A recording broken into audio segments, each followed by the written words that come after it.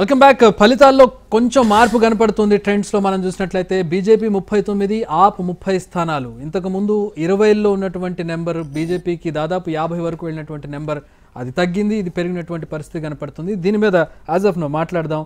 ఏంటి సార్ 39, 30 మీ అసలు as a psephologist me estimation ఏంటి? ఎంతలో ఉంటారనుకుంటున్నారు గెలిచే పార్టీ? అంటే ఓవరాల్గా డేటా అనలిటిక్స్ చూస్తే ఇక్కడ ప్రతి పార్టీకి కొంత స్ట్రాంగ్ బేస్ ఉంది. అంటే మనం చెప్పినట్టు ఇంతకుముందు లాస్ట్ ఎలక్షన్లో ఓన్లీ 7 సీట్స్ వచ్చినాయి కానీ బీజేపీకి వాళ్ళు దేవర్ ఏబుల్ టు అచీవ్ 38%, అంటే 38% ఓటింగ్ ఉంది వాళ్ళకి. గెలిచిన పార్టీకి 53 ఉంది. కాంగ్రెస్ పర్సంటేజ్ మాత్రం చాలా సిగ్నిఫికెంట్గా డౌన్ అయింది. అంటే అంత ముందు ఎలక్షన్లో కాంగ్రెస్కి 17% వస్తే ఈ ఎలక్షన్లో 2020 ఎలక్షన్లో వచ్చేసరికి కానీ 4%కి వెళ్ళిపోయారు. మనం ఇదే 2013 విశ్లేషణ తీసుకుంటే కాంగ్రెస్కి యాక్చువల్గా 11% ఓటింగే వచ్చింది, కానీ వాళ్ళు 8 సీట్లు గెలిచారు. సో అంటే ప్రతి పార్టీకి అక్కడ సిగ్నిఫికెంట్ ఓట్ బేస్ ఉంది అక్కడ. సో మరి ఈ ఎలక్షన్లో 60% అయింది, అంటే 60.59 సంథింగ్ అయింది. సో మరి ఇంత క్లోజ్ బ్యాటిల్ అయినప్పుడు ప్రతి పార్టీకి కొంత బేస్ ఉంది కాబట్టి అది అటు ఇటు టిల్ట్ అవుతుంది.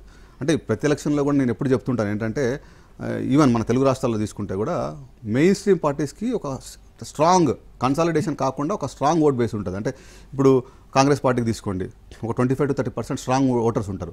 అట్లానే రీజనల్ పార్టీస్ ఏవైతే ఉన్నాయి, టీడీపీ కానీ మన టీఆర్ఎస్ పార్టీ కానీ అట్లాంటి బీఆర్ఎస్ పార్టీ ఉన్నావు. సో వాటికి 100% స్ట్రాంగ్ ఓట్ బేస్ ఉంటుంది.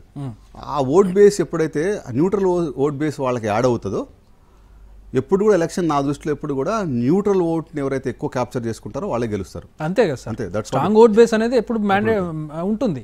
దానిపైన యాడ్ అయ్యే న్యూట్రల్ ఓట్ బ్యాంక్ అనేది గెలుపోవటం నిర్ణయిస్తుంది. ఈ న్యూట్రల్ ఓట్ బ్యాంక్లో మళ్ళీ అగైన్ లాట్ ఆఫ్ సెక్షన్స్ ఉంటాయి. అంటే సెక్షన్స్ ఎట్లా ఉంటాయి, middle class, freebies, development oriented multiple sections ఉంటాయి. సో వాటిని నువ్వు ఎట్లా ఇంపాక్ట్ చేస్తావు అనే దాని మీద ఆధారపడుతుంది. అయితే ఈ ఎలక్షన్లో చూస్తే ఇప్పుడు ఆపు నేను మొదటి నుంచి కూడా అనుకున్నాను, అంటే ఇప్పుడు ఎవరికి కూడా 53-55% వచ్చేటువంటి అవకాశాలు నాకు కనపడలేదు.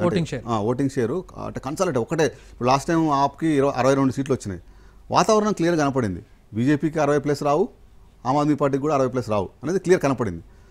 కాంగ్రెస్ ఓట్ బ్యాంకు ఎంతవరకు దీంట్లో కన్సాలిడేట్ చేస్తుంది అనేది ఒక క్వశ్చన్ అయింది. అంటే కాంగ్రెస్ మీరు చూస్తే ఓవరాల్ ఎలక్షన్లో చూస్తే రాహుల్ గాంధీ గారు కూడా